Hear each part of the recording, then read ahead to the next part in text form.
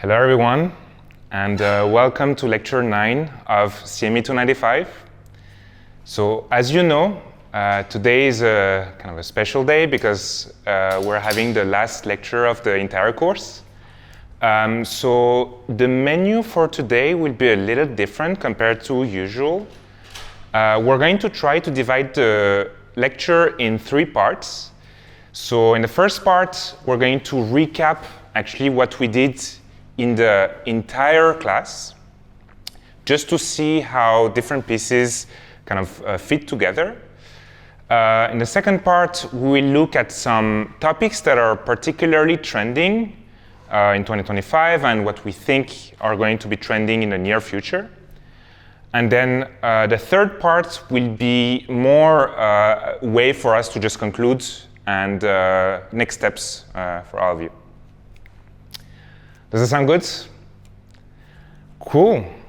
So with that, we're going to start with the first part, which what I mentioned is about recapping what we did this entire quarter.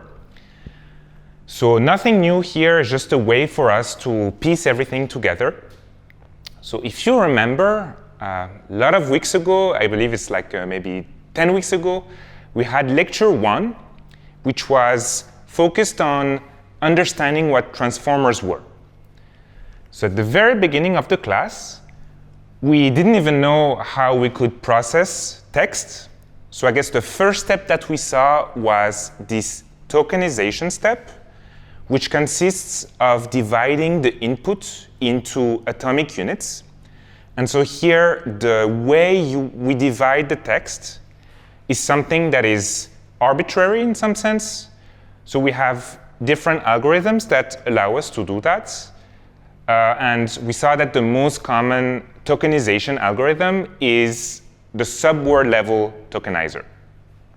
And we saw that some of the advantages were that roots of words could be reused and leveraged, especially when it came to representing those tokens.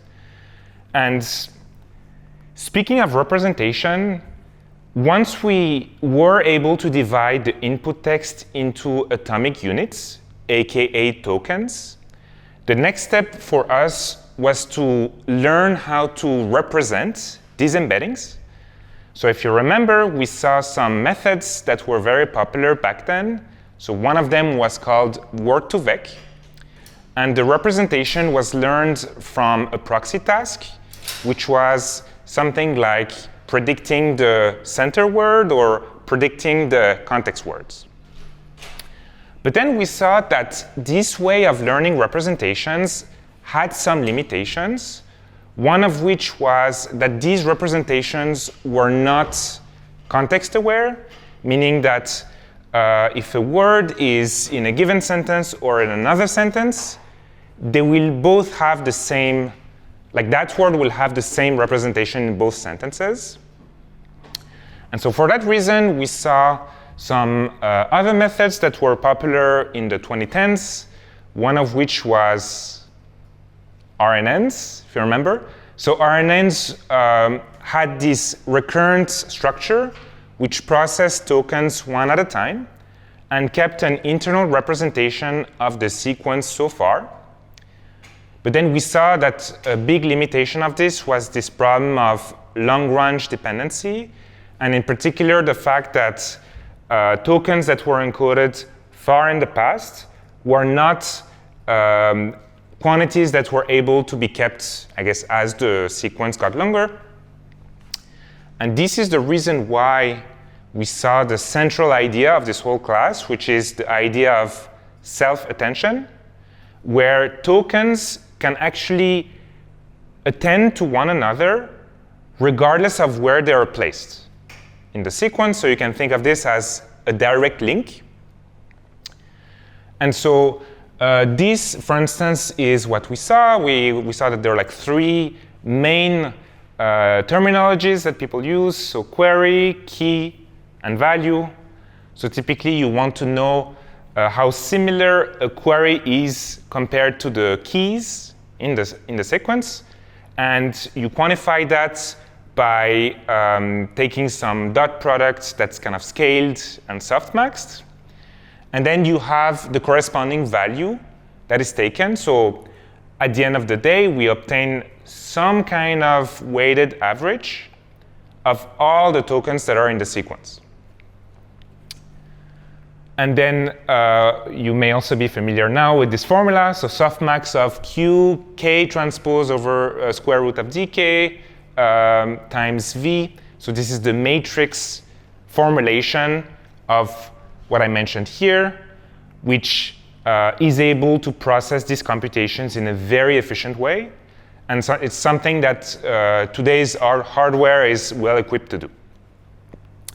And then we finished the first lecture by going through the architecture that is the foundation of modern day LLMs, which is the transformer. And we saw that there are two notable parts in the transformer. So one was the encoder in the left part of the figure, and then the right part is the decoder. And we saw how this was applied in the case of translation. So at the end of the first lecture, we saw what motivated us to end up with the transformer. And we saw that the transformer was working quite well in the case of translation. And so in the next lecture, what we saw was what were the little improvements that people have made to this architecture since it was released. And if I remember, it was in 2017 that it was published. So one particular improvement that people have made is in the way we consider positions. Because in the original transformer paper, positions were encoded in an absolute way, as in each position had its own embedding. And this embedding was added to the token embedding. But then if we think about it, positions, actually, we don't really care about the absolute position. We care about the relative position between tokens. And in particular, we care about how far tokens are in the self-attention computation, which is why we saw this method that is now quite popular called rotary position embeddings, aka ROPE, that is now quite used. And it is a method that rotates query and keys, both of which happen in the self-attention computation. And so here, what is quantified here is purely a function of the relative distance between two tokens. And not only that, it is something that is taken care of in the self-attention layer, which is what we care about. So this was one big improvement, and then we saw some other improvements, especially when it came to how the multi-head attention layer was composed of. And in particular, we saw that it was possible for us to have some groupings of the matrices that we learn. So we don't need to have one matrix, one projection matrix per head for, let's say, keys and values. We can actually group them. So this is, for instance, what is mentioned here. So group query attention. And then we also saw some other techniques that I have not represented here, like, for instance, the normalization layer in the transformer, which here happens after each sublayer. But I guess nowadays people have tried moving the normalization piece before the sublayer. So here it's the post-norm version, and then the before the sublayer part is called the pre-norm version. And then the last thing that we saw was that from this transformer architecture, there were a lot of derived models that were based from that. So we saw that if we only keep the encoder part, we could compute very meaningful embeddings If you remember, there was this kind of landmark paper on encoder-only model, which is BERT, which was heavily used in the context of classification because it relied on the encoded embedding of the CLS token, so that was one. But then we also saw that there was a number of other kinds of models, all more or less derived from the transformer. So you could only keep the encoder, which was for BERT. You could only keep the decoder, which is, for instance, for GPT.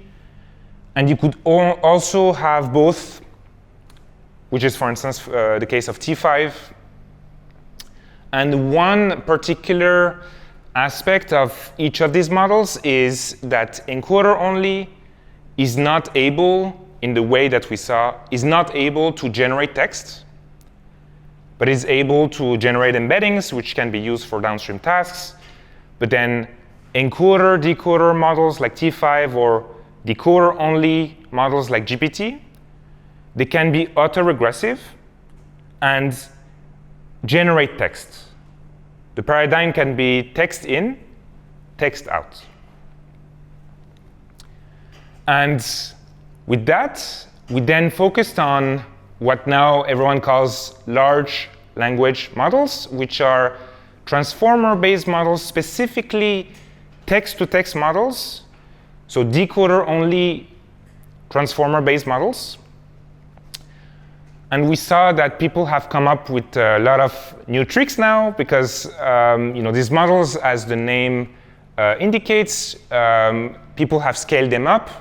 But then one question was kind of thrown, which is, do you actually need all these parameters to just do a forward pass? So we saw one kind of variant, which was based on a mixture of experts. So what mixture of experts are is, instead of running everything through the whole entire model, you're going to instead have a number of experts that you're going to activate in a sparse way. So for instance, for one input, you're going to just activate just a subset, and then for another input, you're going to activate another subset so that you don't need to do all the computations all the time. And we saw that these mixture of experts, they were used in LLMs, in particular in the feed-forward neural network layer. So here you would have experts as being different feed-forward neural networks, and you would have a gating mechanism that would reroute to the correct feed-forward neural network. And then we also saw that some papers were also able to kind of produce some nice visualization in terms of, which token gets routed to which expert. Because this rerouting, we saw that it was done at the token level. And so one reason why it's done at the token level is to be able to, smartly put the experts on different pieces of hardware, different GPUs, and then kind of parallelize the computation a little bit more.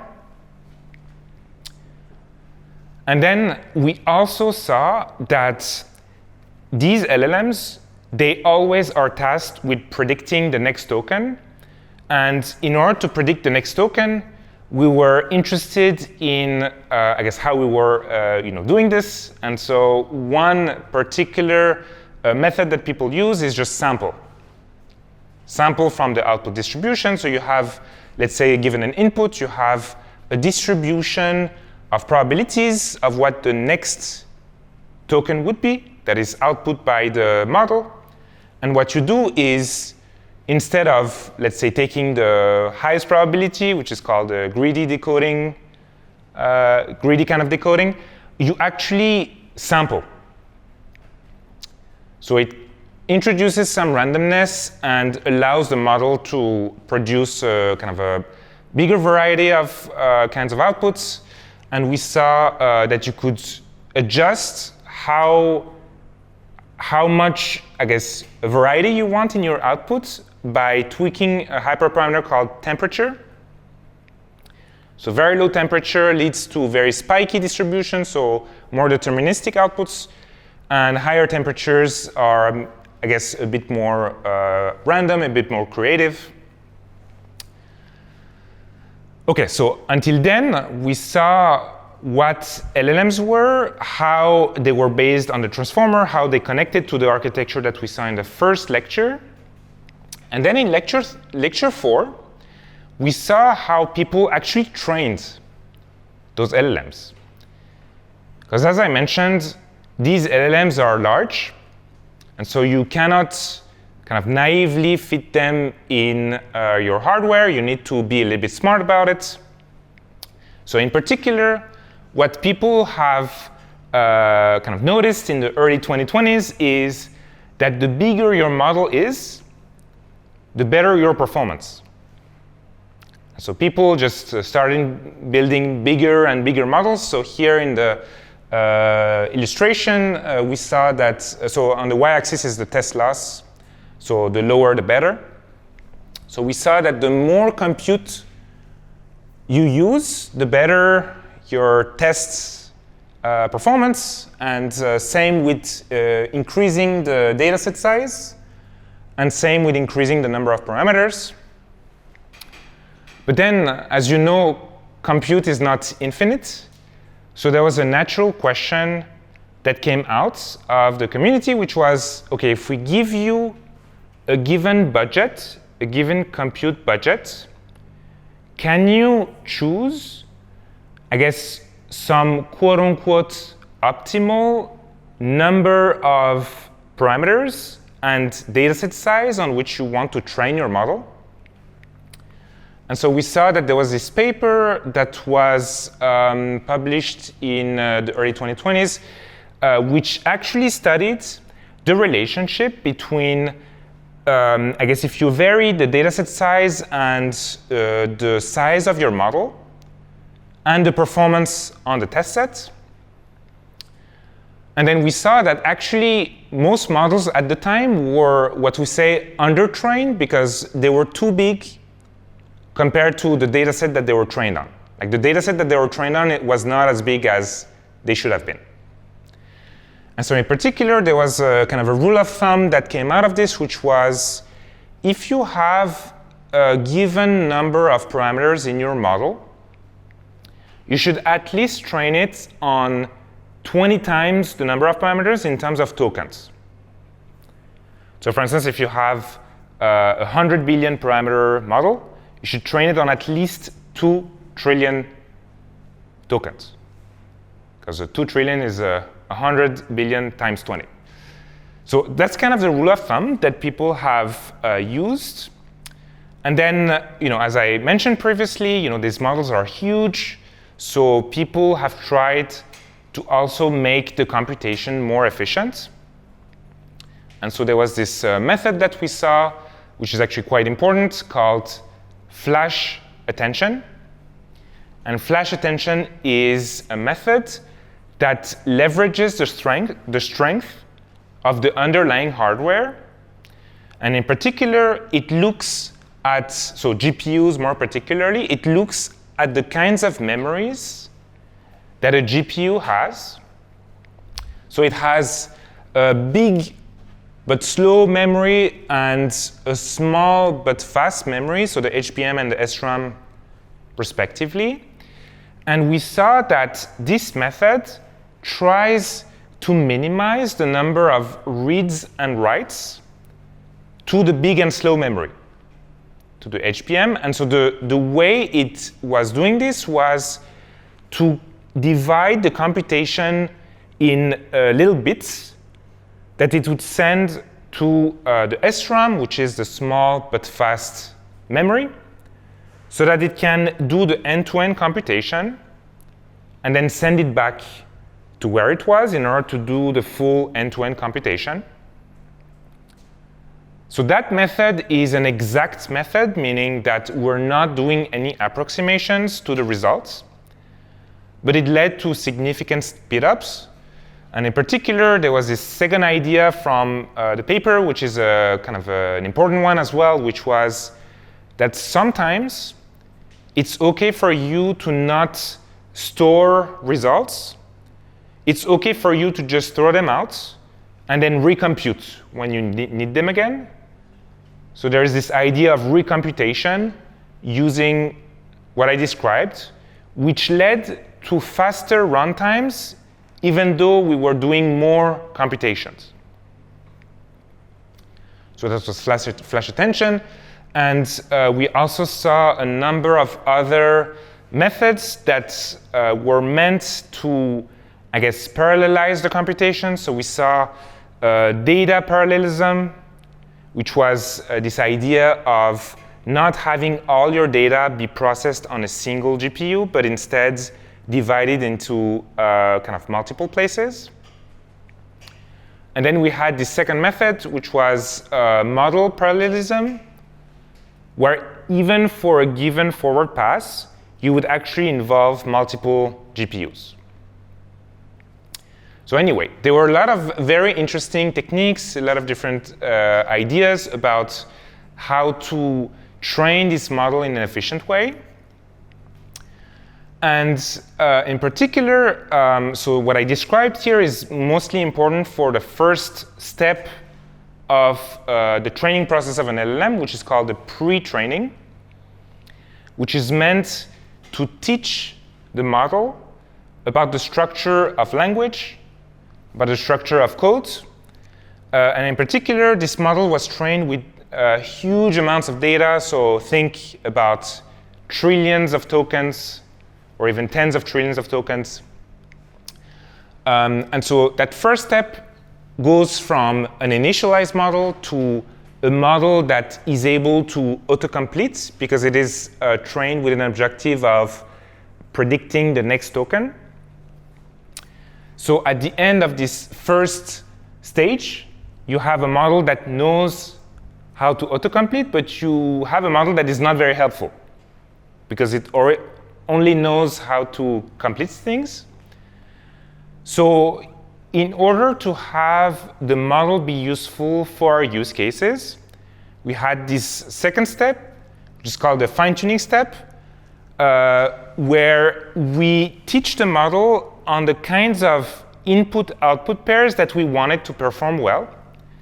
So this is also called the SFT stage, supervised fine-tuning stage.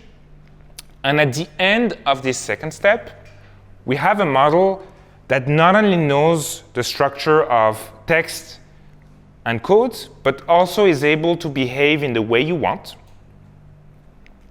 But so far, up until step number 2, we have only taught our model what to do. We have not taught it what to not do. And this is why we had our third step, which was the preference tuning step, where we took our model that went to the pre-training stage, that went to the SFT stage, and now we want to inject some negative signal as well, as in, I want you to prefer this compared to this output. And this third step uses preference data, so like the name suggests, so preference tuning uses preference data, which is typically pairwise data where humans say, OK, I prefer this output compared to that output. And typically, the model here is able to align the kind of output it produces with human preferences that could be along the dimension of usefulness, of safety, friendliness, tone. There's a bunch of different dimensions. But yeah, so that's what is happening in this third step. And in this third step, it's actually in lecture 5 that we dug into what that third step was about. So if you remember, we had drawn a parallel between the way our LLM produces tokens and, I guess, what people in the reinforcement learning field, consider how a given policy is interacting with some environment and performing some action and being in some state. And the reason why we drew that parallel was to be able to leverage some RL-based techniques in order to train our model.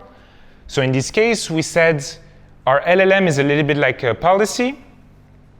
So given some state, which is the input it has received so far, it can perform the next action. And in this case, it is to predict the next token.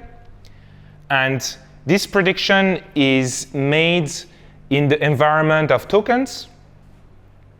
And when we predict a completion, what we do is at the end of the day, we have some signal, some reward, which can be the human preference.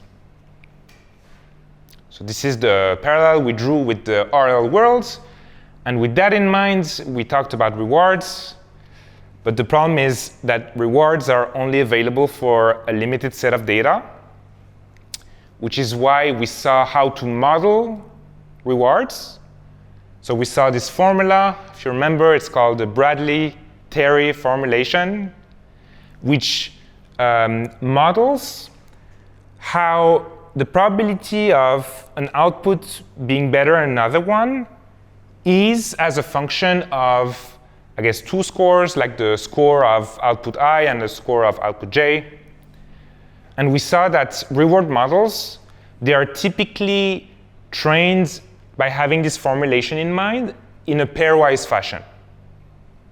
So what this means is a reward model, you give it two outputs, you say this one is good, this one is bad, and then I want you to say this one is good.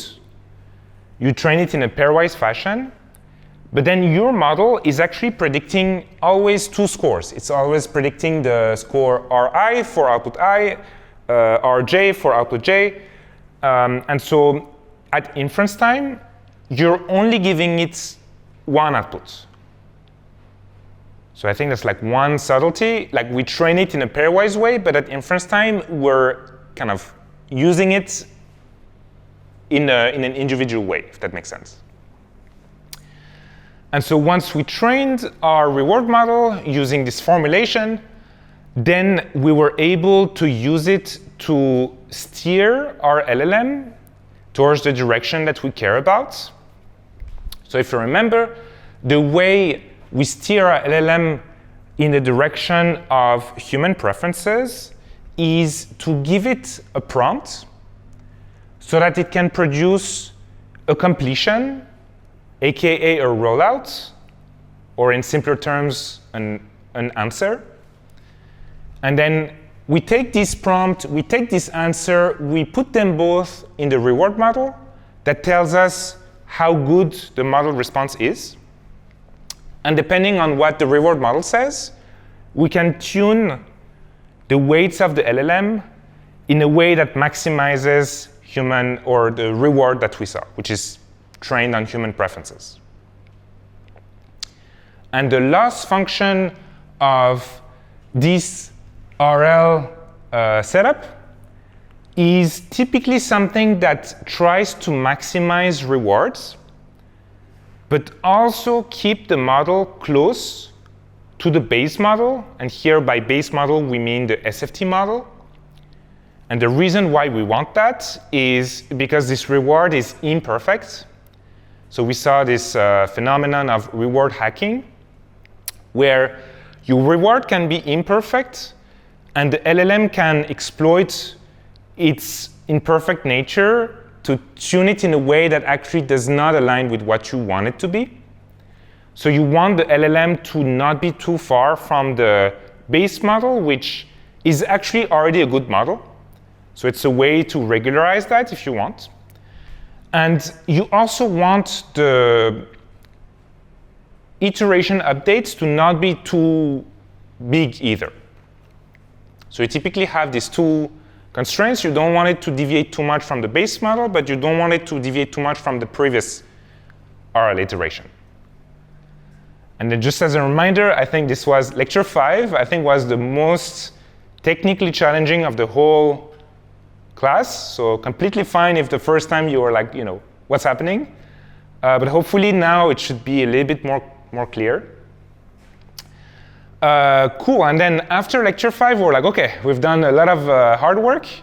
So the good thing is, we're in 2025, and in the past 12 months, or now 14 months, we've seen a lot of models that were being released with these reasoning capabilities, and the way they were trained to exhibit these advanced reasoning capabilities was actually leveraging a lot of the techniques that we saw in lecture 5, just like oral-based techniques. And in particular, what we want our LLM to do is to output a reasoning chain before producing the final answer. And the reason why we wanted to do that is because people have seen that it improves the performance of the model. And so it's actually relying on this idea of chain of thoughts, which I believe we saw at lecture 3, which is a prompting technique to have your model output the reasoning before outputting the response. So long story short, up until lecture 6, our LLM was having a prompt as input, directly outputting the output. But in lecture 6, we said, well, let's have our LLM actually first output a reasoning chain that the user may or may not have access to before outputting the final answer. So you want to teach the LLM to do that. So how do you do that? Well, first, before doing this, I just want to show you this chart, which we saw, which is the performance of the model as we're teaching it to produce these reasoning chains. So people have typically measured the improvement in performance by comparing it to, I guess, certain benchmarks. And this one is a popular one, the AIM benchmark, which is the math benchmark. And we saw that as the training progresses, the accuracy number of, I guess, what the LLM outputs is increasing. But back to what I was saying, the key technique that we use to teach the model how to output these reasoning chains is leveraging the RL techniques that we saw in lecture 5. And in particular, up until now, we saw PPO, which was the main RL algorithm that people were using up to maybe last year. And now people are kind of prioritizing GRPO as an RL algorithm in order to teach the model to be better at reasoning tasks. And there are several reasons to that I will explicit right now. So we saw this illustration that compared how GRPO was differing with PPO. And if you can see in the graph, there are a few things that are different. The first thing is that GRPO does not rely on a value model. So who remembers what a value model is?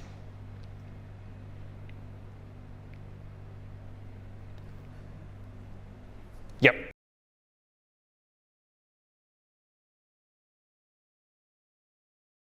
Yes, exactly. So the value function is trying to predict what the reward would be if you were to follow the policy of the LLM.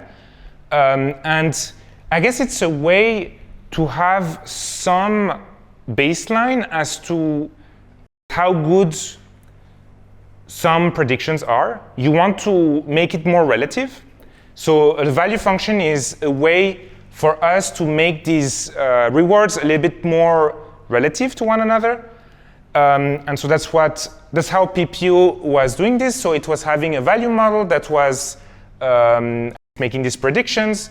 And then we had this generalized advantage estimation method that was combining the reward predictions with the value function predictions in order to have what we call advantages. So advantages is how good your output is compared to some baseline. But then, in contrast to that, GRPO said, OK, actually, we don't need a value function because it's too expensive to train, to maintain. What we're going to do instead is generate several completions and then have some formula that compares the rewards of these completions to one another. So it's going to have some relative effect in a sense that it will make things more relative. And in doing so, you are actually not needed to maintain and train a value function. And that's like one big difference compared to PPO. The second big difference, which is not represented in this illustration, is that GRPO is typically an algorithm that people have used in the context of teaching your model to be better at reasoning tasks. And so we saw that these kinds of problems have a verifiable reward. Because when you complete a math problem, you actually know the answer you need to get to. So you don't need to train a reward model to tell you how good your final answer is because you already know the answer. And so we saw that GRPO was in particular used in the context of when you actually don't even need a reward model, when you actually have a verifiable reward. So at the end of the day, the only two models you need to keep are the policy model and the reference model to be able to just compare how far you are from the reference model. Cool. I know this one was also a challenging class. I guess so far so good. And this is also on the final, so which is why I'm taking things more slowly for this second part of the recap. So is everything good so far? Yeah? OK, perfect. We also saw some extensions of GRPO. So if you remember, there was some kind of bias that was a result of the loss function of GRPO having some normalization term that penalized tokens that were in shorter outputs. So we saw that if you use GRPO in its original case, in its original form, we saw that after a certain point, the algorithm will incentivize your model to produce longer and longer answers, longer and longer incorrect answers. And the reason why it does that is because relative to short incorrect answers, it penalizes less long incorrect answers.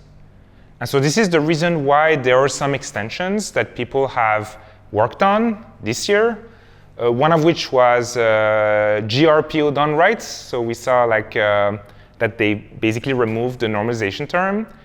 And there was another method that we saw. It was called DAPO, D-A-P-O, which also had some variants.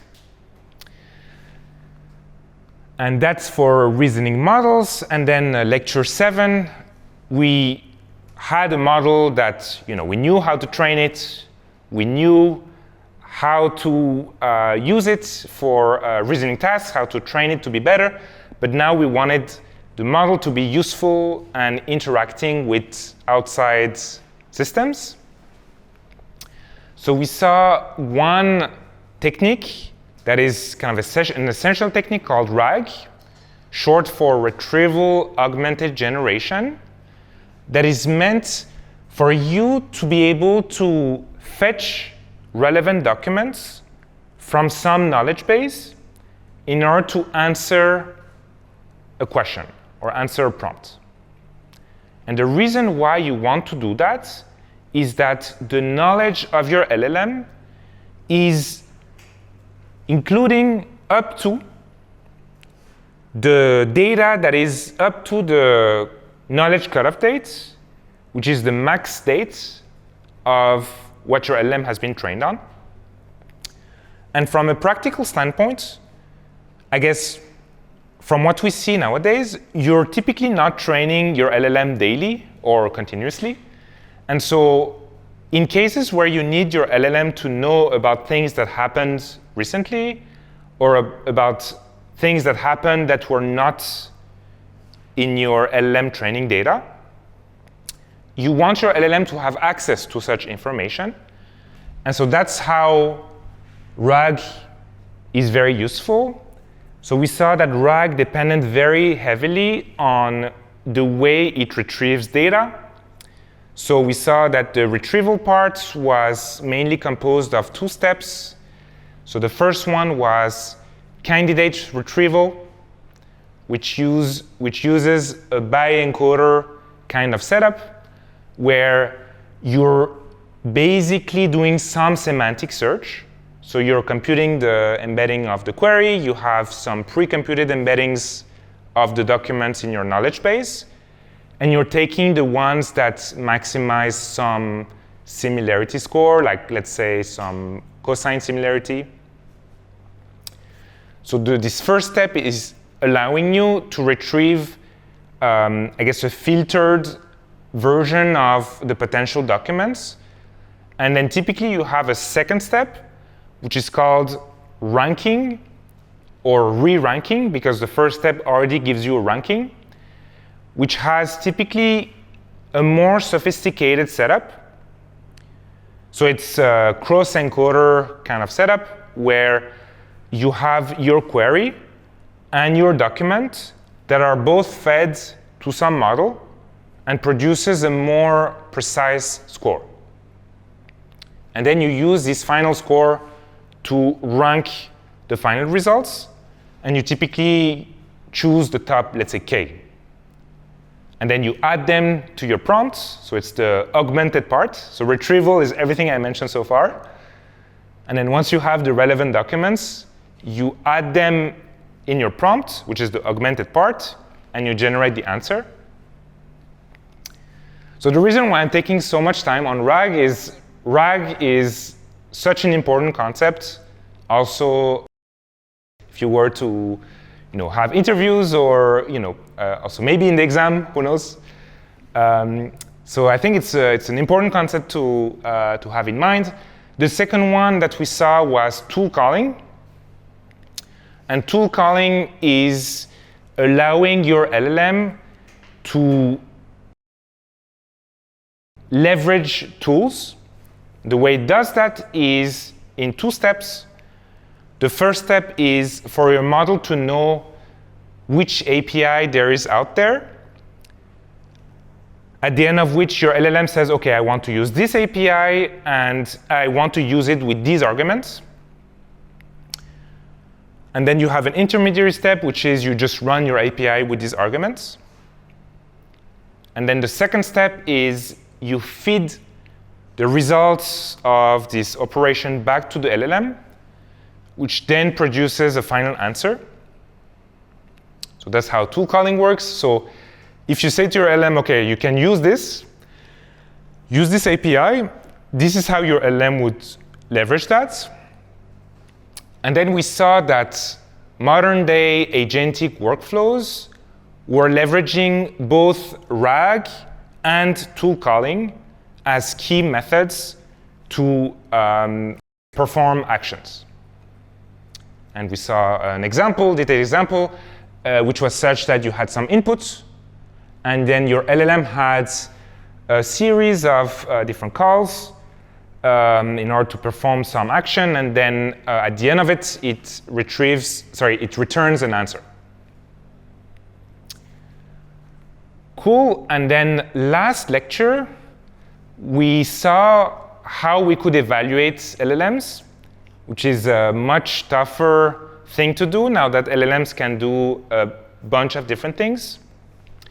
So we first saw that there were some rule-based metrics that people were using before LLMs came into play, metrics that you may have heard, like Bleu, Rouge, Meteor, and so on.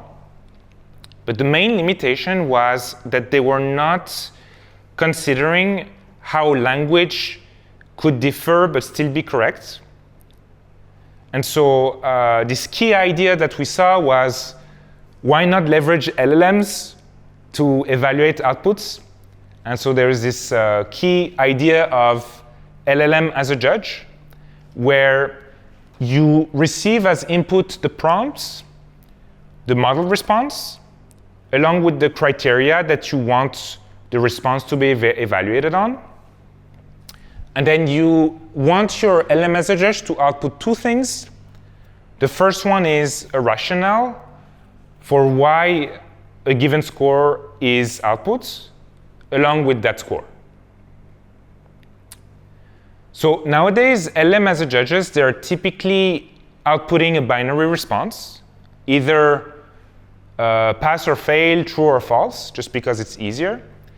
And we're also having the rationale be output before the score, because in practice, it's something that also improves the performance of the LLM as a judge.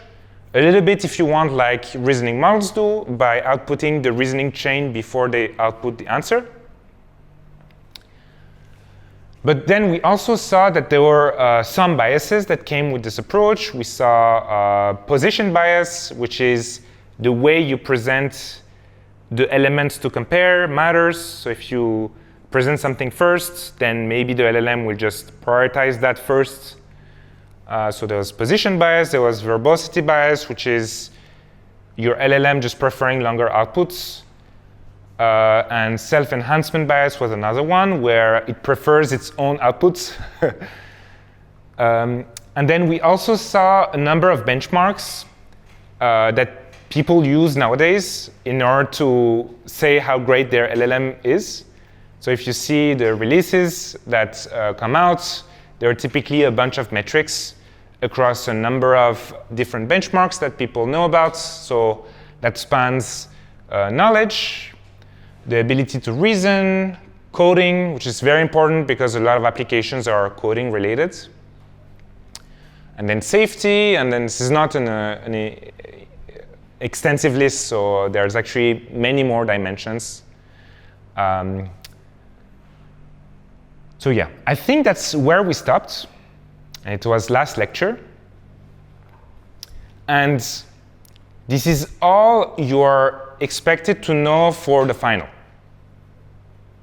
Everything after that is not going to be part of the final. Any questions on this so far?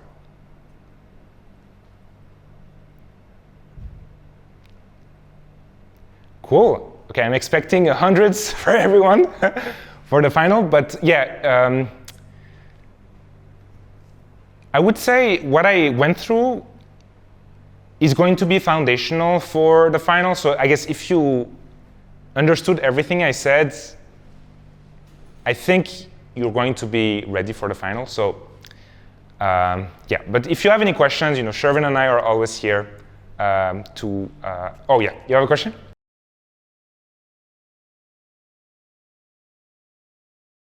Yes, so the question is the scope for the final of lecture 5 to lecture 8? Yes.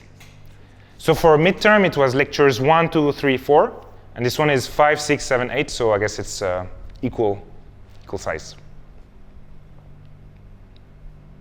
Cool? Okay, great. So with that said, we just finished recapping this entire quarter worth of lectures. And now we're going to go to the second item of today's menu, which is looking at some trending topics. And so I'm going to start with the first one. And I'm going to introduce it as follows.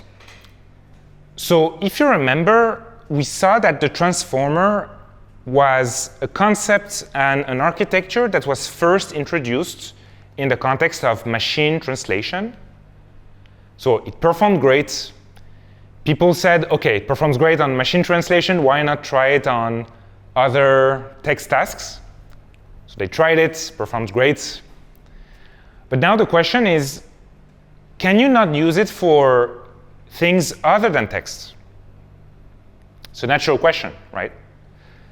So in order to answer that question, I just want us to remind ourselves that this architecture is relying on this concept of self-attention. And this is what is making the transformer work so well.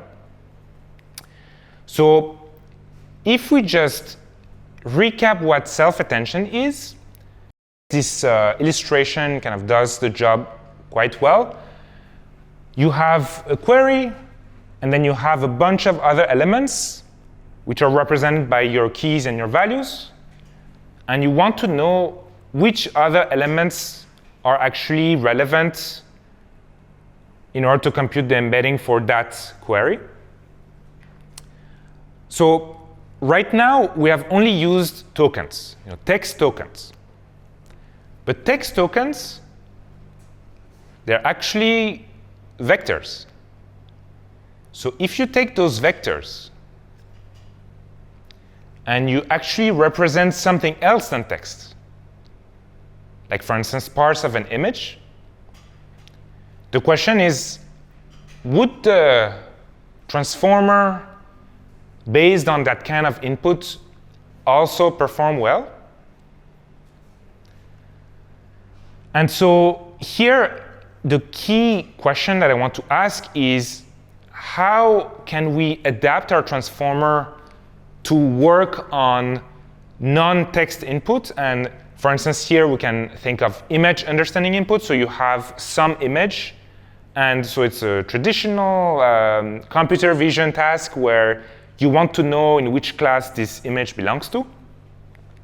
So you want to know if having some transformer-based architecture would work well in that situation.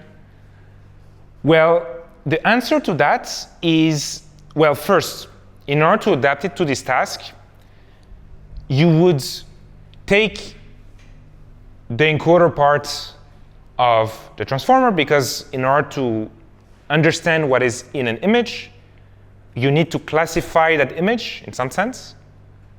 So if you remember, if there's one model in what we saw that was working very well for classification, was BERT, because BERT is encoder only. It computes meaningful embeddings that can then be used for projection purposes or for classification purposes.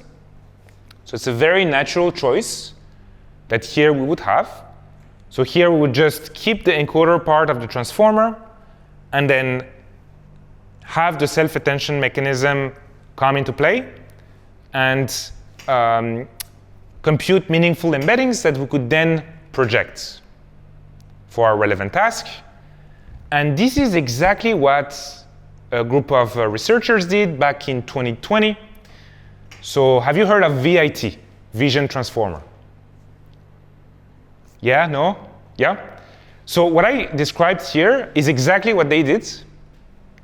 So they took an image, they divided that image into patches.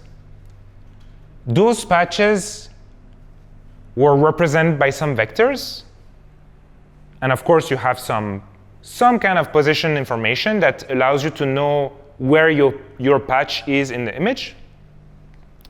And then you just put it through the transformer encoder, so the encoder part of the transformer, and you compute the representation corresponding to the CLS class, very similar to BERT. And you would just project that representation over some classes of interest, and then you would perform your I guess, computation like this. So what that paper found was that if you train such a model on a lot of image data,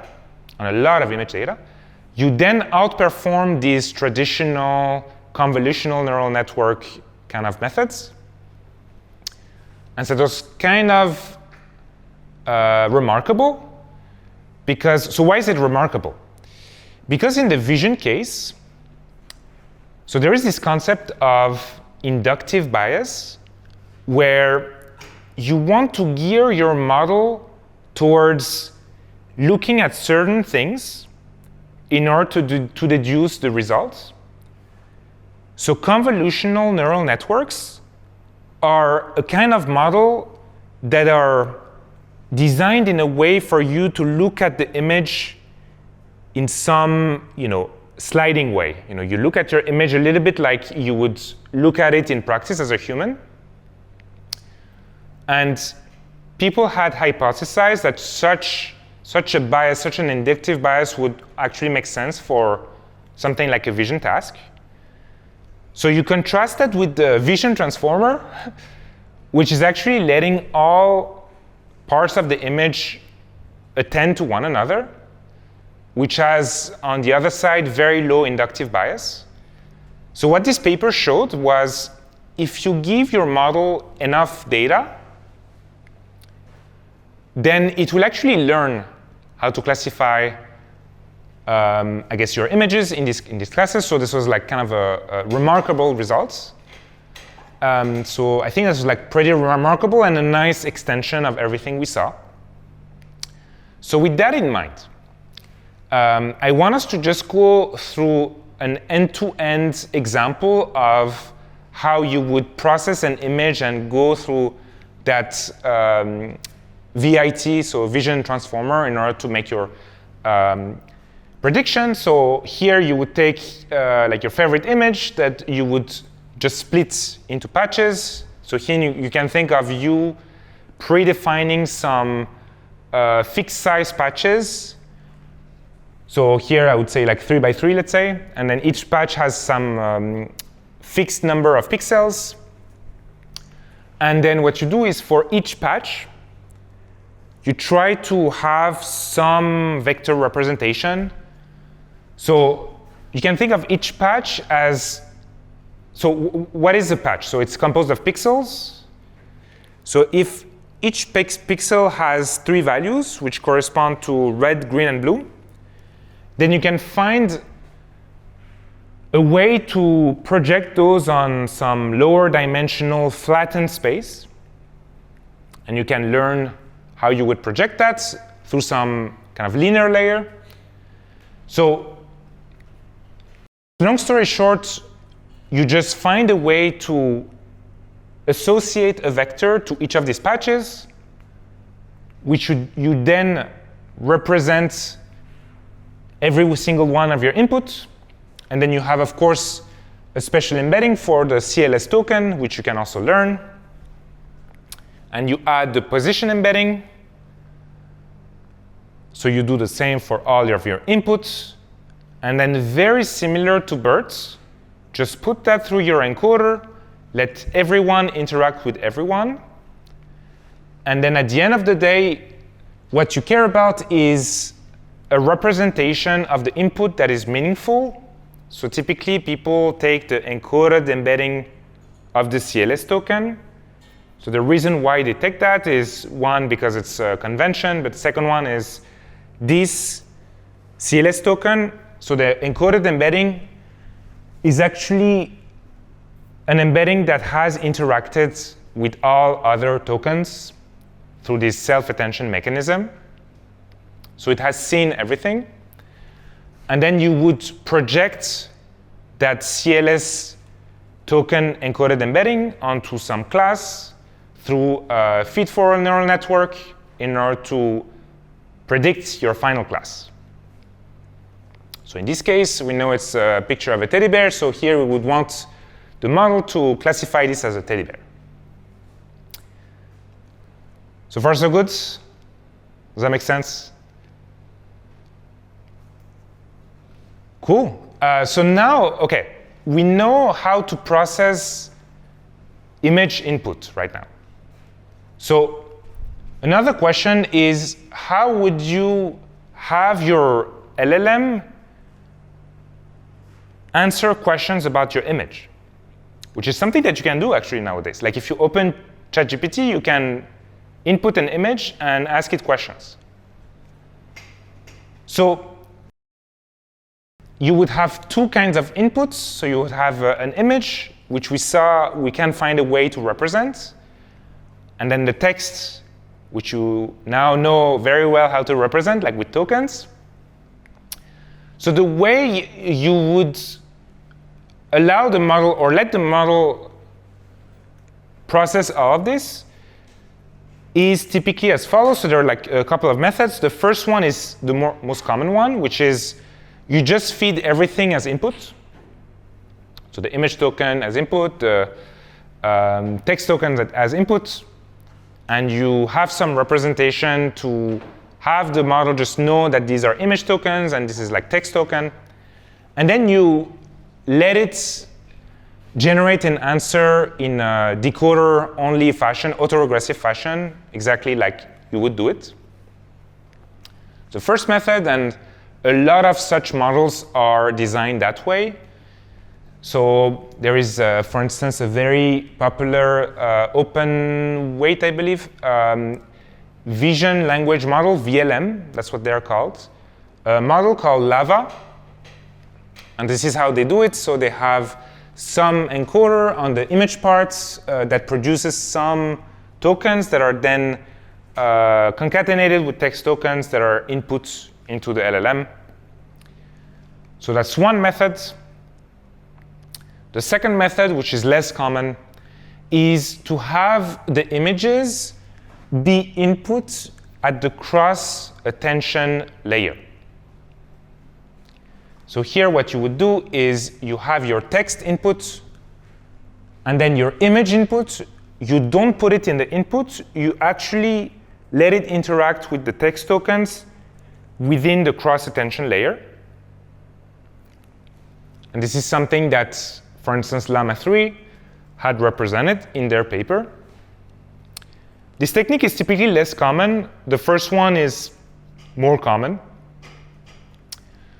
So I guess what I want to say is CME295 focused on the transformer specifically in the case of text-to-text problems. So text generation is all, this class. But we also have the transformer that was used for non-text applications. So here we saw image understanding, so vision understanding with VIT. And then we will not have the time to see this now, but also for image generation tasks, we can also have parts of the transformer be used in that architecture. And so you may hear about diffusion transformer or multimodal diffusion transformer that actually rely on the self-attention mechanism. And this is actually not an exhaustive list. This is also something that has been used in other domains like recommendation, speech, and so on. So I guess what I want you to remember from this is that transformers was an architecture that performed very well for machine translation tasks, but then it proved to perform very well for other text-related tasks. And it was then reused in a bunch of other domains, which also proved to be quite successful. So I would just encourage you after this class to also keep an open mind for non-text related transformer applications. And the ones that I mentioned here are maybe just the first few pointers into the kind of papers that you can look at. Cool. So here we said that transformer was something that came from the text world that's also useful and used in other worlds. Now I want to tell you about something else that was, I guess, used and useful in the non-text world that may be useful in the text world. And I want to tell you about diffusion-based LLMs. So who has heard the term diffusion? Who knows about diffusion? Yeah? Cool. So we will see how we can apply that to LLMs. So this is a very trendy topic. I believe the first paper started in the early 2020s, but I guess it's only now that people are starting to have this really work. I just want to start with a motivation, which is that up until now, we have taken for granted the fact that our LLM is an autoregressive LLM. And by autoregressive, what do I mean by that? So it takes some input, and what the LLM tries to do is to predict the next token. So given everything so far, we predict the next token. We do that, and then we take that token that we just predicted, along with everything that we have predicted so far, and then we, again, predict the next token. We'll predict it, and we go again and again, up until finishing the sequence with that end-of-sequence token, which makes the generation stop. So this is a true autoregressive generation, as in we take the input so far in order to predict the next token, and then we repeat this process until the end. So it's something that people now try to kind of give it a name, which is like autoregressive model kind of model. So ARM, if you kind of see this notation, that's what it means. The problem with that kind of paradigm is that inference time generation is actually not something you can parallelize, because you always need what's before in order to predict the next one. But I just want to say that inference time generation is not parallelizable, but training is parallelizable. So if you remember, the way we do training is we input all the tokens that we want our model to predict, and then we let the model generate tokens out of this. So basically, in a decoder-only setting, you have this causal mask, which lets your model not cheat, if you want, and not use the future ones. So I just want to say that when I say that this paradigm is not parallelizable, I just want to emphasize on the fact that it's an inference time that I'm saying. Training time, you can actually parallelize that quite well. So as I mentioned, that's one of the reasons why people have tried to look at other paradigms. And in particular, so if you know about diffusion, you know that it works very well for the vision domain. And so people have tried adapting this paradigm for the text generation case. And so this is like a bunch of screenshots we took from an announcement that happened this year. So for instance, earlier this year, there was an experimental text diffusion model from Google that they presented during the I/O event, which was very impressive because it led to a lot of speedups. And then we have some like different startups. So Inception is one of them that made headlines, I believe, a couple of weeks ago or last week. No, sorry, a month ago, that also are pursuing this route. So all of that to say that this direction is a very trendy and hot direction that potentially has a lot of promise. But the key issue with this is that text is discrete, whereas images are continuous. And we're going to see why that distinction that I just made matters. So I'm going to try to explain to you what diffusion is in 2 minutes. So in the image world, in order to generate an image, what people typically do is they start from noise, and then they try to generate some image. Now you may wonder, okay, why noise? Well, you cannot do something that's autoregressive, because I guess like if you were to say, okay, let's predict the pixels one at a time, it's just not tractable because there are many pixels in an image, and this is typically not how you produce an image. But some other reasons are that noise is just something that you can model very well with some very popular distributions. So Gaussian distribution, if you know about it, it has very nice properties. Also, noise is very easy to sample, so it's very easy to start with that.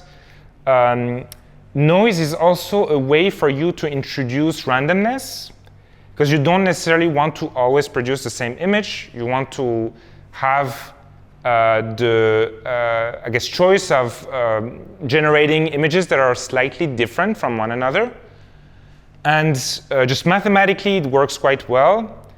And speaking of that, the goal is to learn some transformation that would allow you to go from noise to the target image distribution. So all of what I said here is just kind of reasons for me to tell you, okay, noise is actually a choice that is quite natural to start with in order to generate an image.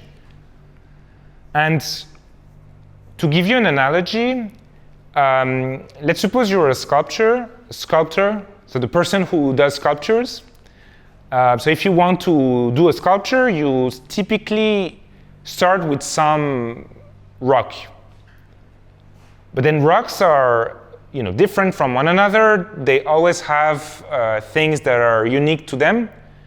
And still, you would focus on what to remove in order to obtain the end sculpture.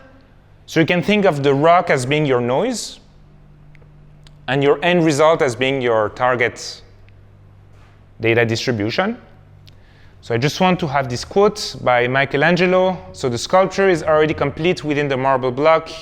Before I start my work, it is already there. I just have to chisel away the superfluous material. The reason why I'm reading that is you can have a nice analogy between what Michelangelo said and the process of denoising the noise to get an image. So this is all just motivating how image generation is done. So you start from noise, and you want to generate an image. So the way you do that for diffusion is to learn some transformation that would allow you to go from noise to image. So you have two steps. I mean, you have more than two steps, but we have these two main steps for diffusion models where you first want to start from clean images, and you add noise gradually until you obtain some very noisy image. And then from that, what diffusion models try to do is to predict the noise to remove in order to obtain the image. So it's a little bit like you're the sculpture person, and you have your rock. You just want to learn what pieces of rock you need to remove in order to obtain your final piece of art.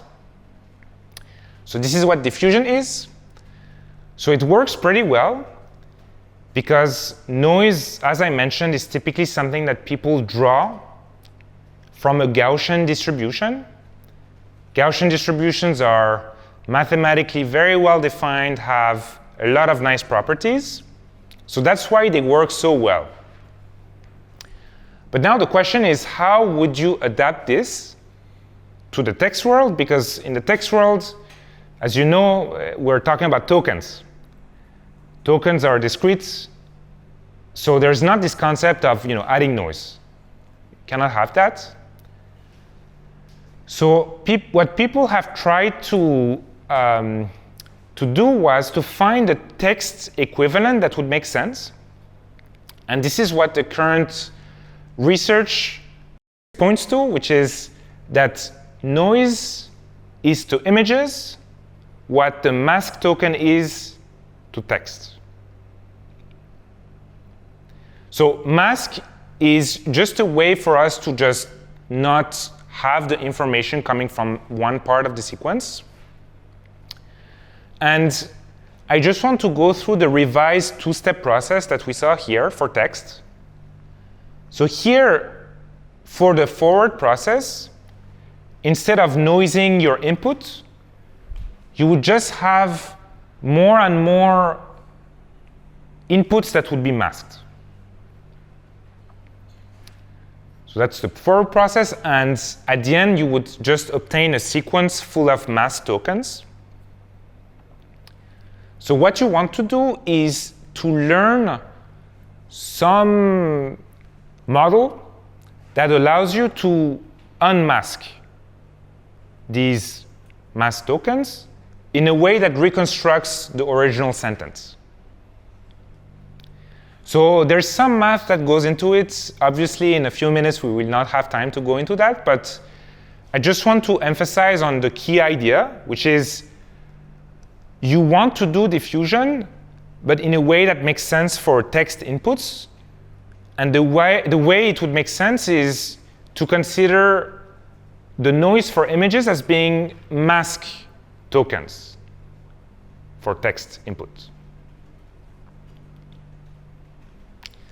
Cool. And so with that in mind, you have a bunch of models that are being released these days, which are called masked diffusion models, MDM. So whenever you see MDM, now you know what kind of model we're talking about.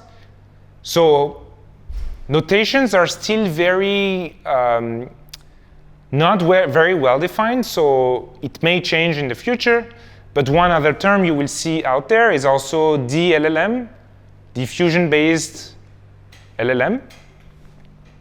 And this is what it's doing. So instead of predicting a token in an autoregressive fashion, like one at a time, what it does is that at inference time, it goes from a completely masked input sequence, and it tries to predict what tokens were behind these masked tokens.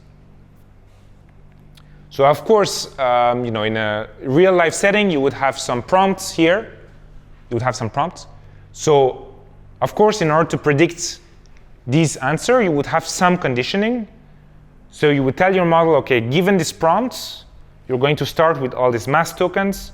Just try to predict what the answer is. So in case you're having trouble with the intuition, so I also had trouble in the beginning, why would it make sense for text to be solved in a diffusion manner? Because typically when you write one word at a time. So one helpful way to think about this is, let's suppose you want to write a speech. So you would not directly write your speech in a linear way.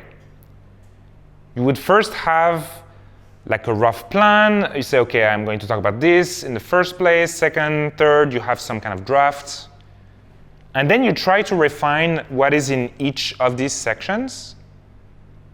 So you can think of diffusion as kind of working like this. So it tries to have a coarse to fine refinement of the output. So it can predict things that are after a certain token that has not been predicted, but you can think of this as being something that goes from a very drafty version to a very refined version. So that's what I think about this process. Hopefully that's helpful.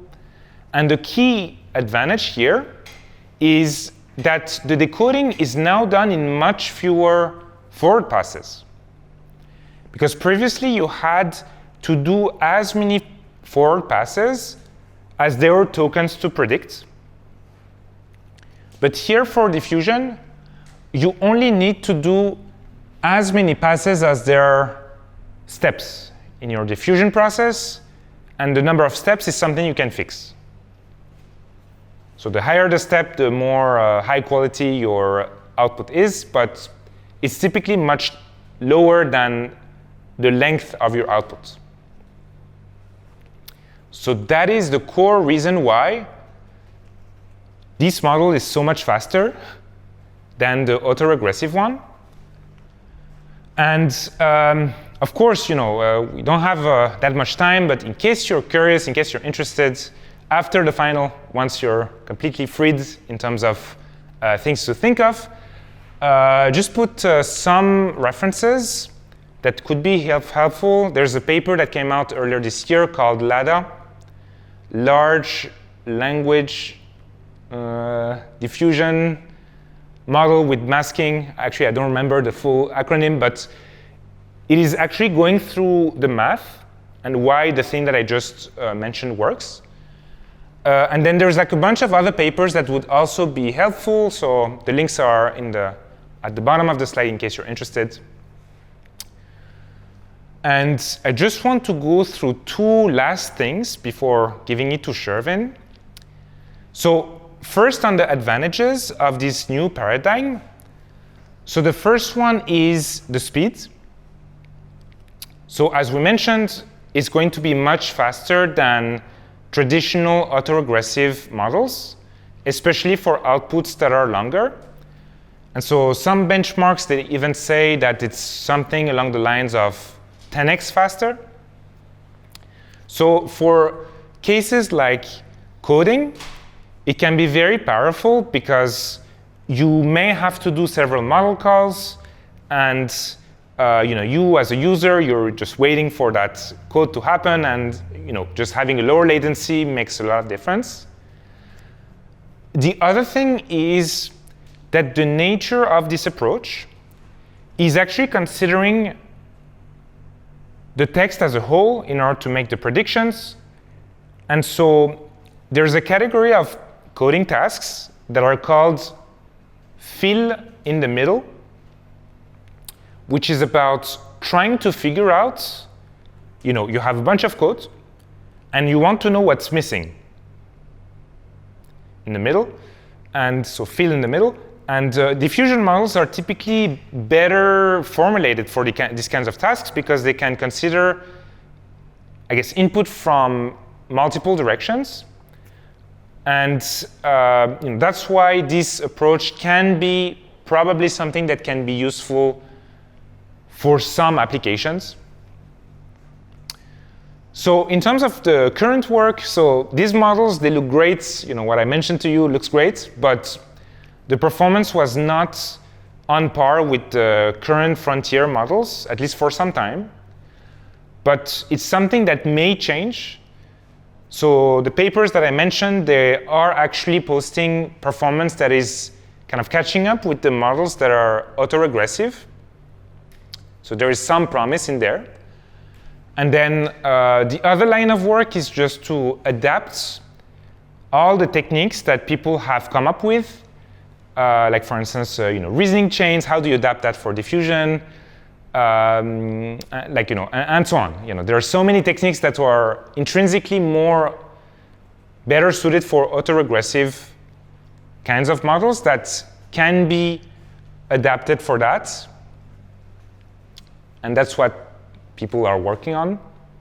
So long story short, what we saw was that things we saw in this class could be used in other domains. Like for instance, we saw the vision transformer that was borrowing the transformer for vision-related tasks. But we also saw that things from other domains could also be used in the text world. And that's what we saw with diffusion LLMs. And so this is probably, of course, a subset of everything that's happening. And so with that, I think we're concluding our second item of our menu. And I'm going to just give it to Shervine. Thank you, Afshine. And with that, welcome to the last part of the season finale of CME295. And as Afshine mentioned, now is the time for some closing thoughts and see what we can get away from this class and the concepts that are neighboring to it. So first, Afshine went through the concept of diffusion and images, and we saw some similarities we could draw with text. Now we're going to see what kinds of inspirations have both modalities taken from each other. And we're going to see that actually, like a lot of things can be reused. So the first thing that I want to mention in terms of what has been reused is the architecture part. So Afshine mentioned this diffusion concept that was born in the field of images, but that was taken for text and was able to yield lower latency, like higher speedups, which is great when you're an user. So this was one example of a win. And then on the other direction, traditionally, images have been dealing with convolutions, mostly as model architecture type. But these papers saw that replacing convolutions with transformers was very good, even yielding better results. So all these latest diffusion-based papers in the field of images typically use transformers. And then here I'm linking one of the papers that Afshine already briefly went through. But not only is it the architecture side that is the subject of pollination between these modalities. You could even think of other kinds of components like the input. And for this one, I want to mention the example of DeepSeek OCR. So I don't know if you've heard of this paper. It just came out very recently. And contrary to what the name suggests, so OCR stands for optical recognition, character recognition. And it's usually a field that tries to convert some scanned image into text. But actually, that paper doesn't boast some improvement on the OCR task itself. Rather, it showed that you could learn some function that reconstructs text tokens based on vision tokens. And not only on vision tokens, on very few vision tokens. So it showed that the representation power of patches of images as tokens was very strong. And you have some researchers that bring some rationale to it, like, hey, tokenizers are not the best tool anyway, and then things in patches convey the meaning of text already, with the example of emojis and so on, that you would otherwise need to represent with way more tokens in text. And then another example I want to mention is even when you look inside the architectures, some of the tricks can be reused and adapted in each field. So here I'm mentioning the example of rope, which Afshine mentioned in the recap, that was used in text to represent the relative position of tokens. And in the case of images or even multi-model setting, where you have the presence of both text and image within the architecture, you're able to adapt that trick by reformulating it in 2D. So here, the figure shows how you can attribute rope positions in the 2D grids and how you could place text tokens such that the relative computation of position still makes sense. And even beyond that, I would say that the ongoing research for transformers is very much alive, and people are still figuring out all the details that we're working with today. And you see refinements all the time coming in terms of new papers. So it's it's something that is still developing, and you can look at it from multiple angles. One is each of these design decisions that we've had, they are still being iterated on. So like I'm listing a few items here as an example. So one is the optimizer side. You might be familiar with the Adam optimizer and its update role, which has been popular for quite some time. And it seems that state is being challenged with the newer papers. So I referenced here the CME295 paper that came out a few months ago that introduces a new kind of optimizer called Muon. And the latest version of that, Muon Clip, seems to be a potential candidate for this optimizer to become like the new standard. So this field, even like as basic as it can be, is still developing. But it's not only the optimizer side. You also have the topic of normalization, where Afshine mentioned that the difference between the original transformer paper and what you see today in LLM papers, you don't have the same kind of normalization anymore. In the past, you had post-norm, but now you have pre-norm, which brings the normalization earlier on in the layer. But beyond that design choice of the location of normalization, you even have the type of normalization that changes. So the transformer paper used layer norm, but these days you might see other kinds of normalization techniques like RMS norm, which uses less parameters, and others. So the theory behind it is not set just yet. So you have other kinds of parameters. Afshine mentioned the grouped query attention paper, and you see these days in LLM papers not a fixed design. Rather, every paper adopts their own technique. Sometimes you see one kind of attention used as a given layer, but then it switches, and different papers take different design decisions, so it's not set in stone.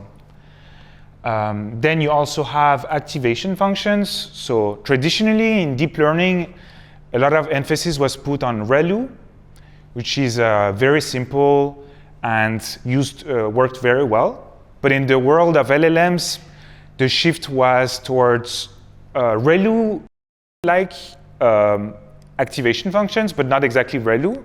So you had Gaussian error, linear units, you had like other kinds. And the research there is still ongoing, so you still see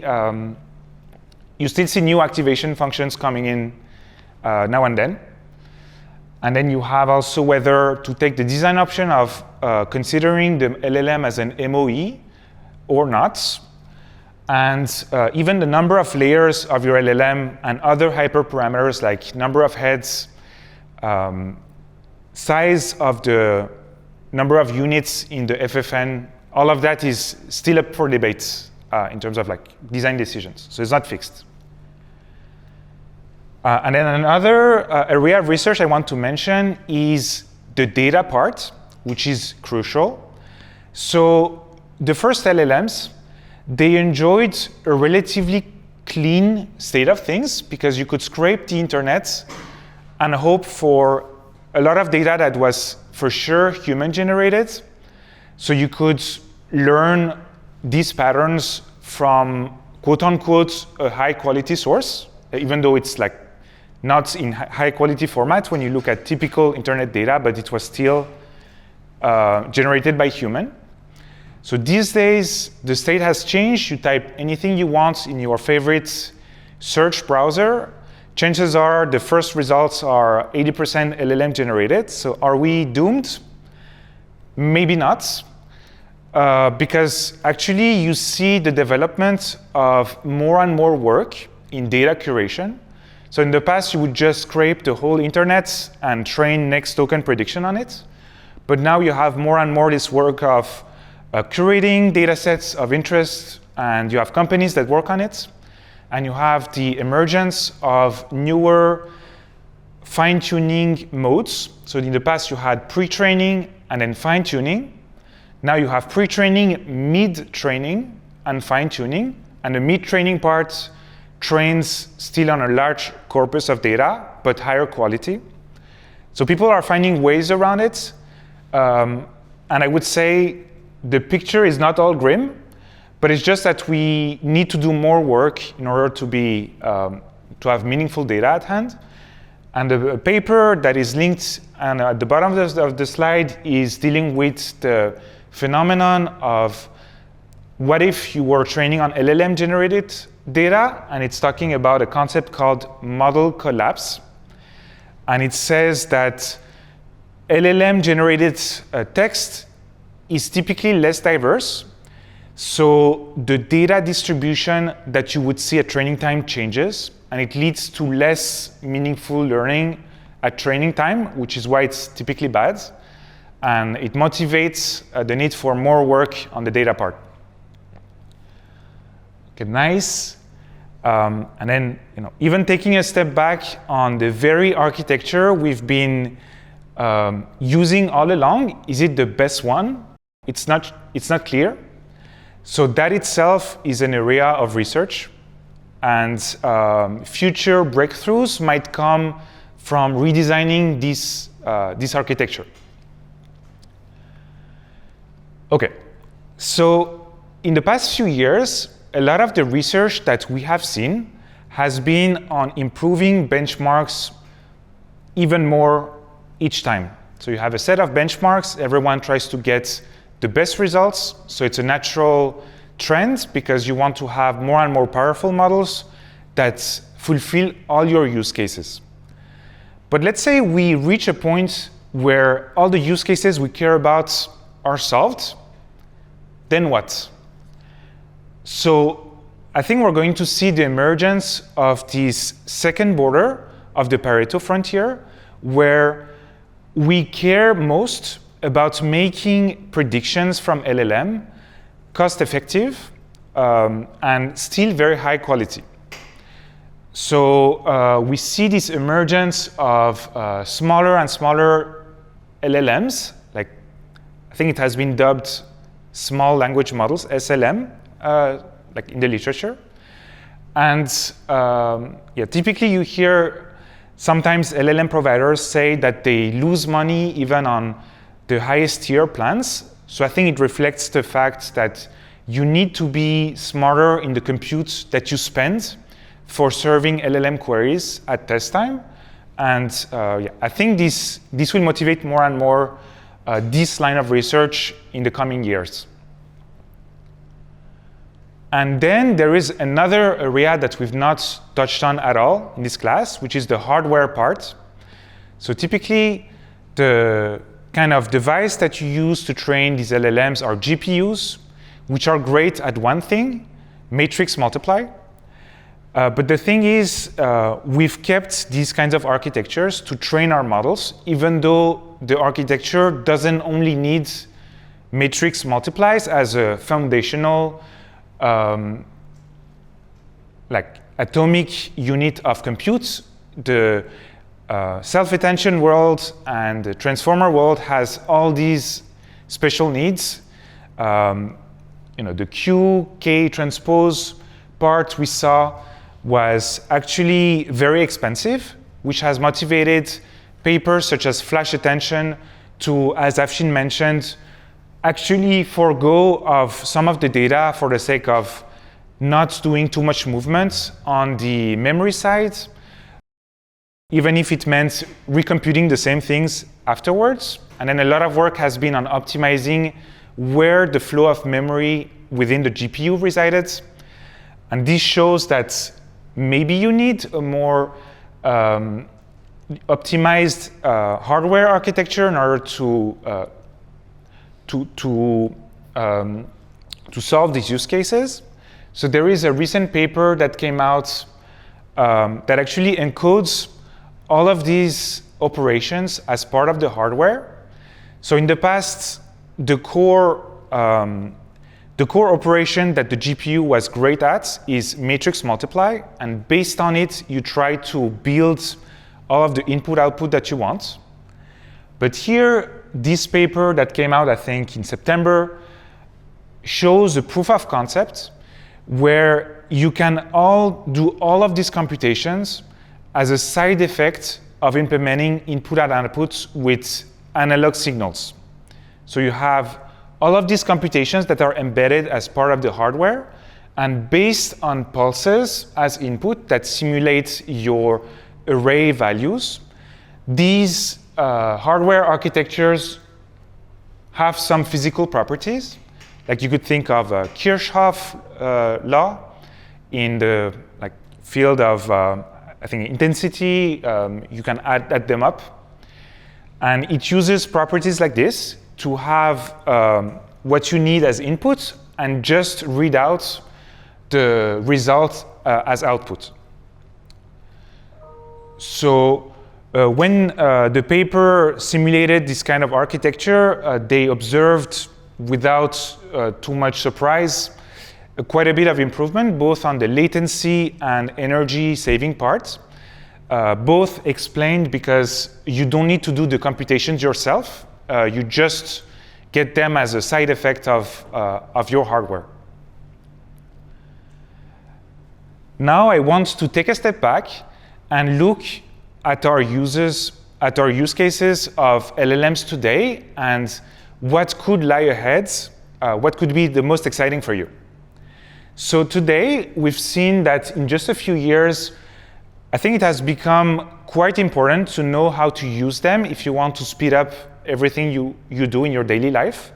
So a few lectures ago, we talked about the coding case, where you have all these AI assistant coding tools that enable you to turn into code some natural language prompts. So you just ask for something, and it will help you do that task with a so-called agent mode. And this is just something that you would do as an engineer. But even beyond that, other use cases are deeply impacted by it because you have a lot of problems that today can be turned into a text to query or text to code problem. So you could think of even the visualization world. You could, so for example, there was a launch from Google recently that showed that you could generate visualizations on the fly based on some principles. And this is already changing quite a bit the picture of what you can do today. Something else that I think is used by most people actually today when using these chatbots is like being a general assistant. So you ask about common facts, and all the facts that it has learned at training time becomes useful. It browses the web more efficiently than you and converts into natural language the things that you care about. But then there are also other domains that were impacted by it. So you could think creativity, where a lot of jobs, such as marketing or others, rely on getting something out of a blank page. And usually, if you start from a draft, it's much easier to get something done rather than just thinking of it from scratch. So it's used as an aid here. And also, one use case that I've seen in class that I think is great that some of you do. Sometimes I talk about something, or Afshine talks about something, and I see people typing on ChatGPT related concepts. And I think it's very smart to do that because brainstorming the concepts that you learn is great for actually grasping the concepts of interest. And getting that early feedback loop is very useful for learning. So I have a lot of hopes regarding how great of a time it is for you to learn, as opposed to maybe Afshine and I's time, maybe 10 years ago. So yeah, keep doing that, and I think it will be a growing use case. So looking forward, so I said tomorrow on the slide, but actually 2 days ago, there was a launch that went in the direction of what I was thinking about, which is like all the agentic things that we talked about, they are still very much confined into people that know about the field. Like everyday people, they wouldn't typically use quote-unquote agentic workflows. So I think one field of development that we will see more and more is all these use cases being democratized. So people can now create things that can be useful to them with easier mediums, just natural language, no need to code. Moving forward to later, so all this AI assistant coding that I was mentioning, you could think of it as helping you browse the internet in a very natural fashion.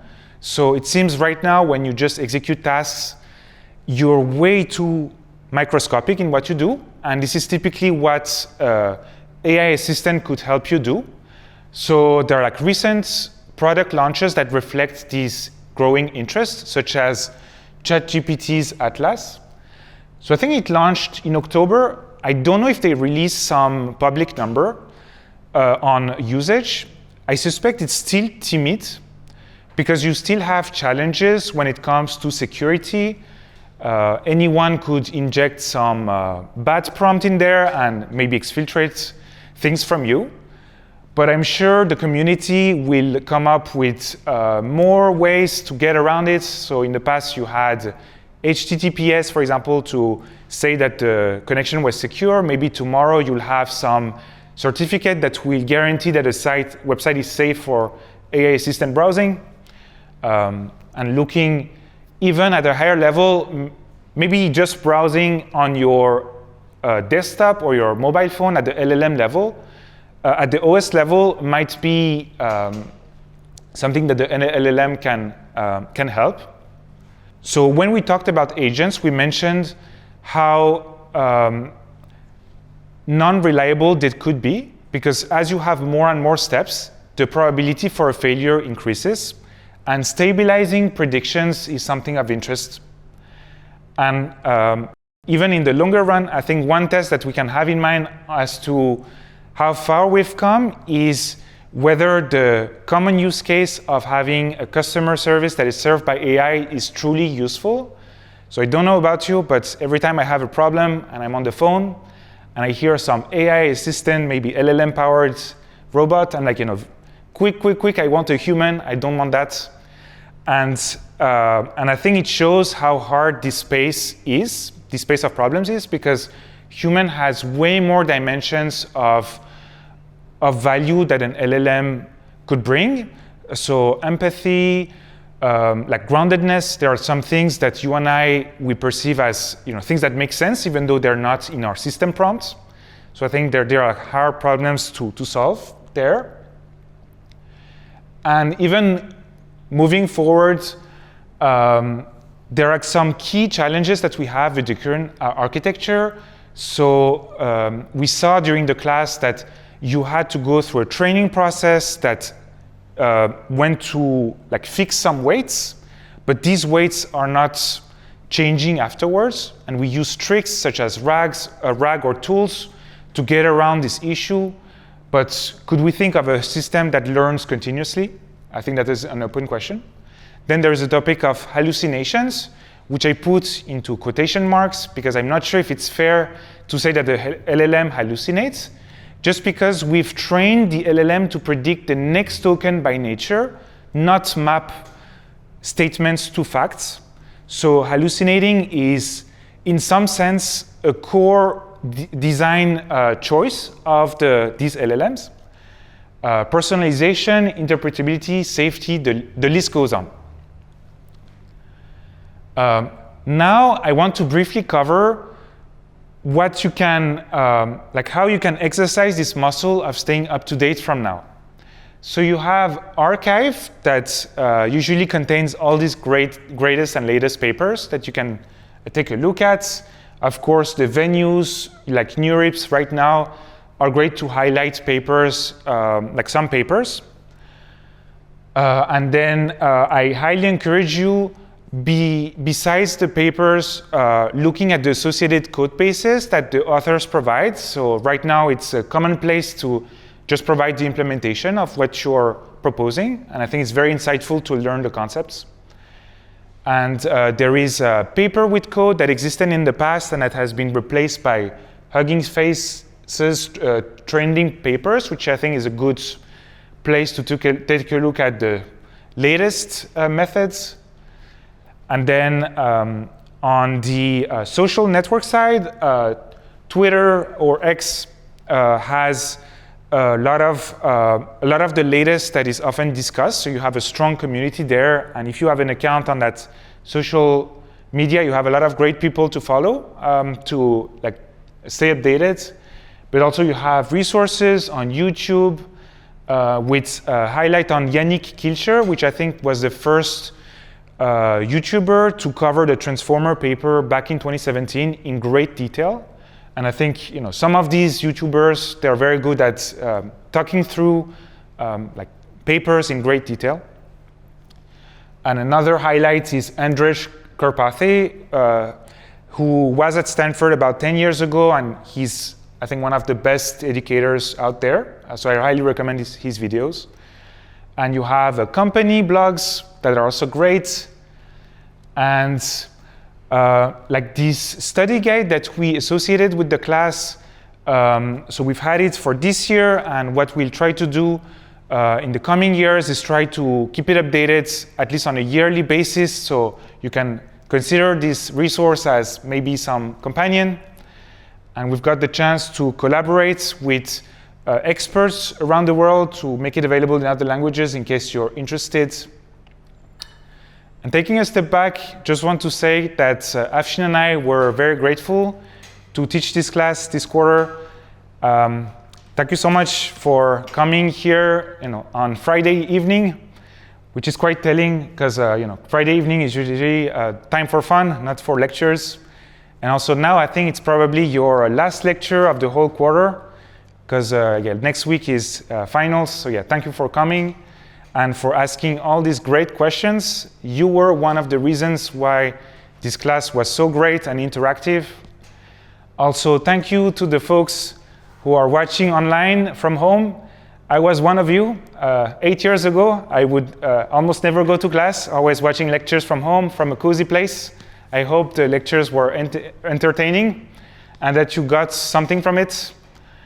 And I couldn't conclude without bringing our favorite teddy bear one last time, thanking you all for your attention and wishing you all the best. Thank you.